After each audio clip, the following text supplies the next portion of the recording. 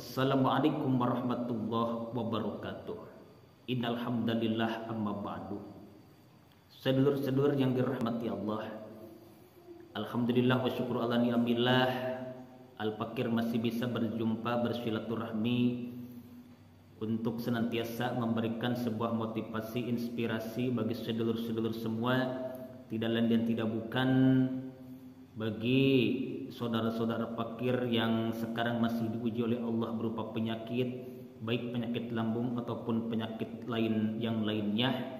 Al-Fakir doakan semoga kalian senantiasa diberikan kesabaran, senantiasa diberikan keikhlasan, dan semoga dengan penyakit yang Allah berikan kepada kalian semua senantiasa menjadikan sabab untuk kalian diberikan derajat yang tinggi, diberikan kemuliaan, dan kalian diberikan kehidupan yang lebih baik lagi di waktu yang akan datang.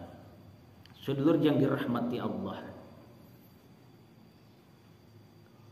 ketika datang sebuah pertanyaan yang mana pertanyaan tersebut menanyakan apakah benar penyakit lambung itu menyebabkan kematian, maka jawabannya itu cukup simpel dengan jawaban tidak. Mengapa demikian? Karena ketika Al-Fakir membuat konten dari awal sampai sekarang, ada sebagian subscriber Al-Fakir Muhibbin Darul Hikam yang mana mereka mengeluhkan kepada Al-Fakir, mereka itu mengeluhkan penyakit yang udah amat sangat lama. Mereka mengeluhkan punya penyakit lambung itu kurang lebih dari semenjak tahun 2003. Jadi kalau kita hitung-hitung 2003 sekarang 2022 berarti kurang lebih 20 tahun. Kalau memang penyakit ini begitu ganas, begitu mematikan bagi penderitanya, tidak mungkin orang 20 tahun menderita penyakit lambung itu masih hidup, tapi tetap aja hidup. Sebaliknya, yang namanya kematian itu sebuah kepastian bagi seluruh makhluk yang ada di muka bumi ini, baik itu yang ada di bumi maupun yang ada di langit. Khususnya kita sebagai manusia. Meskipun kita sebagai manusia biasa, ketika kita ditakdirkan oleh Allah Subhanahu wa taala meninggal, meskipun sababiahnya dengan menderita penyakit yang ringan seperti sakit kepala, sakit perut yang biasa, tetapi ketika kita udah sampai kepada waktunya ajal menjemput kita, maka kita tidak bisa menolak. Kita akan tetap aja meninggal.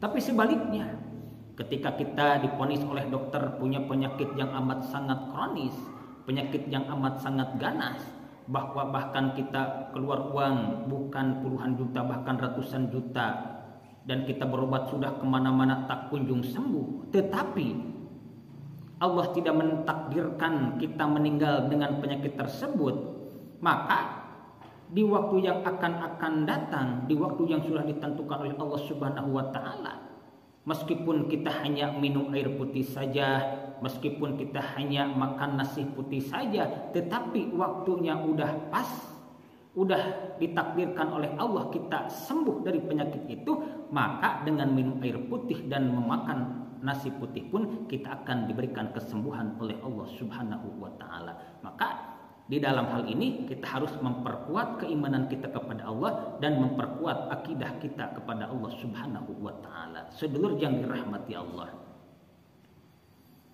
Maka kalau ada orang yang pengen sembuh dari penyakit lambung khususnya, jangan pernah berpikiran ketika kita diberikan penyakit itu akan mengakibatkan kematian. Kita berpikir penyakit ini susah obatnya, kita berpikir bahwa penyakit ini tidak akan pernah sembuh. Karena kenapa? Ketika kita berpikir seperti itu, maka kita tidak akan pernah sembuh. Mengapa demikian? Karena pikiran kita adalah doa bagi diri kita. Maka terus menerus kita akan pesimis, akan menyerah, bahkan akan berputus asa atas rahmat Allah Subhanahu wa taala. Naudzubillah summa naudzubillah. Tetapi sebaliknya, Ketika kita diuji oleh Allah berupa penyakit, kita tetap optimis. Kita yakin kepada Allah Subhanahu wa taala. Tidak ada sebuah penyakit yang tidak ada obatnya.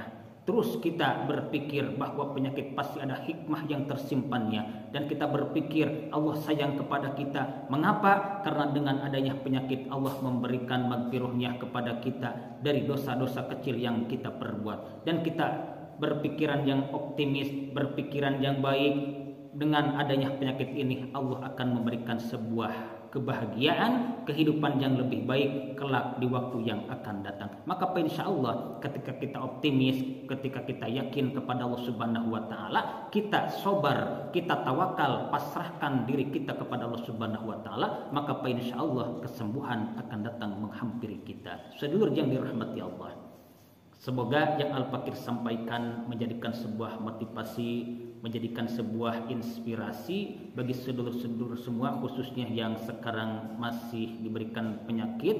Semoga kalian diberikan kesabaran, kekuatan, dan kalian mendapatkan kebahagiaan yang tidak disangka-sangka oleh kalian semuanya. Amin ya Allah ya rabbal alamin.